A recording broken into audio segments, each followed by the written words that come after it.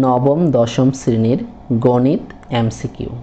গণিতের যে কোনো এমসিকিউ খুব দ্রুত সমাধান করার উপায়।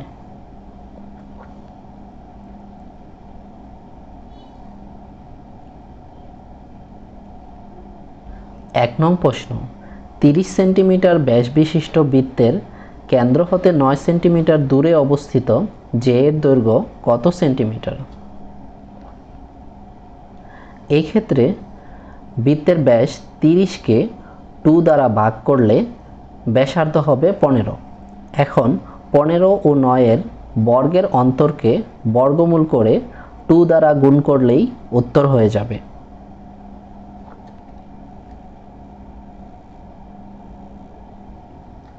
তাহলে উত্তর হবে ঘ, অর্থাৎ 24। অ্যান্সার ঘ, 24। 2 নং প্রশ্ন, নিচের চিত্রটি লক্ষ্য করো। চিত্র হতে এবি ইকুয়াল কত সেন্টিমিটার? এই ক্ষেত্রে 3 ও 4 এর বর্গের অন্তরকে বর্গমূল করে 2 দ্বারা গুণ করলেই উত্তর হয়ে যাবে। তাহলে উত্তর হবে খ, অর্থাৎ 2√7। অ্যান্সার খ, 2√7।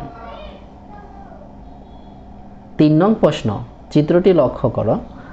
চিত্র হতে y এর মান নির্ণয় করো। অথবা কোনো বৃত্তের একই চাপের উপর বৃত্তস্থ কোণ ও কেন্দ্রস্থ কোণের মান যথাক্রমে 2y + 10 ডিগ্রি এবং y + 110 ডিগ্রি হলে y এর মান কত? এই ক্ষেত্রে y এর স্থলে অপশনের মান বসালে y এর মানটির জন্য y এর যেই মানটির জন্য কেন্দ্রস্থ কোণের মান বৃত্তস্থ কোণের দ্বিগুণ হয় সেটিই উত্তর হবে। তাহলে উত্তর হবে ক, অর্থাৎ 30 ডিগ্রি। অ্যান্সার ক।